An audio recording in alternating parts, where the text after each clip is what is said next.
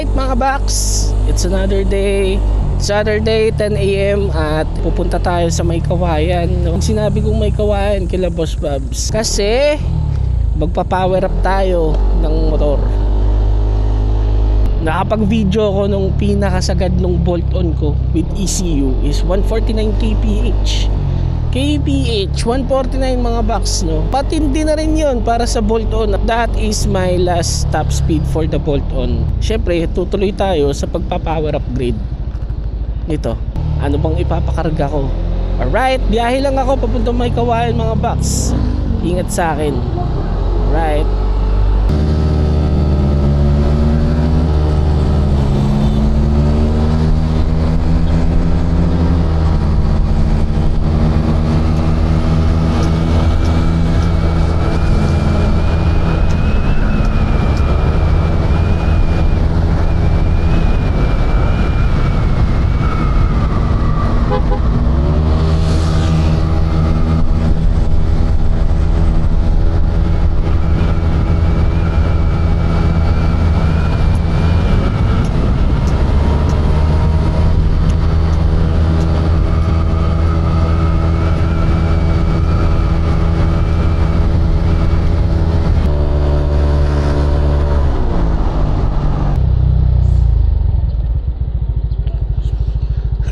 Na.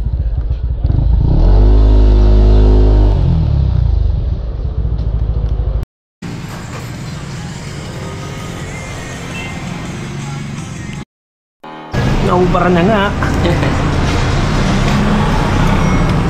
Napangaras na boss, bakit?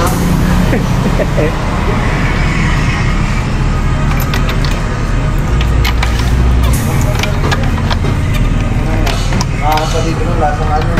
Income CRPS1. Goods na goods ba?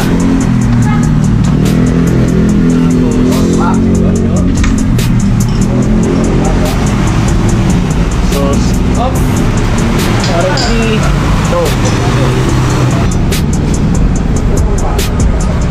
Okay na okay pa. Ang tama mga box.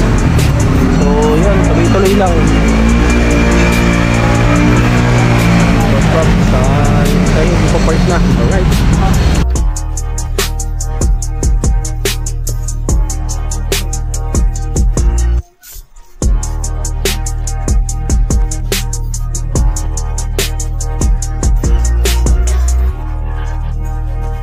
So ito yung ano, throttle body, no, stock. Kulay talong na.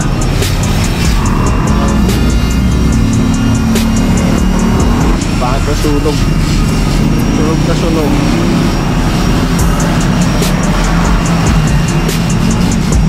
Alright. Ang paglilinis. Nililinis mo. Huwag kang uulan. Alright.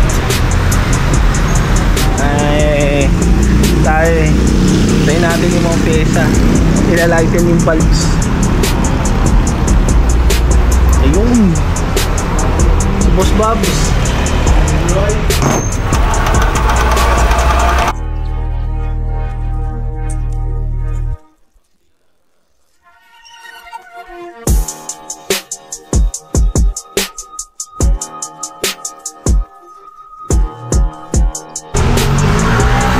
CRP all the way. CRP H2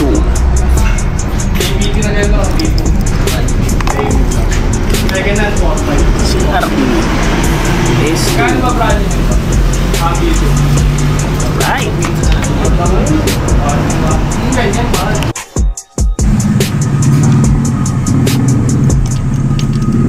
Palit ng kwintas.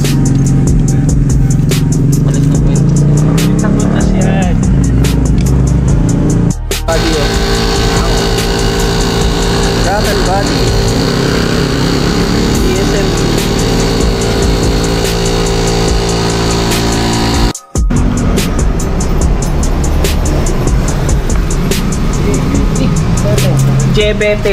Diabetes.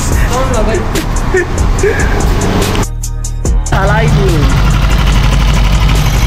Ito, dito.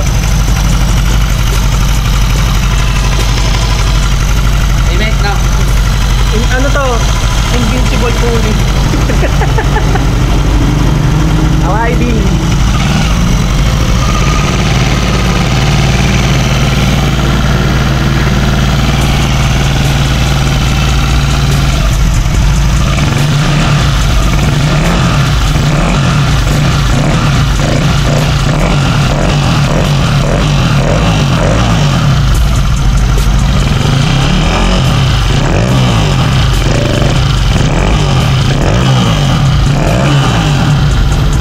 Sabi na nga ni dami na tao dito ko lumot bag so ilo pa rin motor natin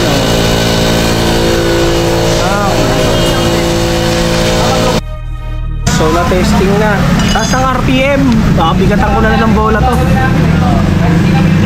Alright, salamat, message na lang, salamat. Alright. Fuck na gulos ah. Bas Pabs, lagi. Pumiri. Break in lang talaga muna. Medyo traffic. So yung takbuhan ko 30, 40, 30 to 50 lang. Mga box, ang hirap pag break in no. Ganito lang takbo ko. Ang hirap pag break in mga box. So yan o. Ganito lang yung takbuhan. So bala ko mag-limit ng RPM sa ECU o kaya magbigat ng bola habang braking period. After 500 kilometers na ganito, babalik ako kay Boss Babs para i-check ulit yung head at kung maayos ba, tapos change oil at sabak na sa dyno. Then magiging baseline ko yung dating tono ko pa rin. Alright, walang magbabago. Titingnan ko yung magiging takbo muna nito. Then doon ako mag-a-adjust ng CVT tune dito sa karga ko ngayon. Alright, hanggang dito na lang mga box. Ride safe and peace. Ingat kayo lagi. Alright.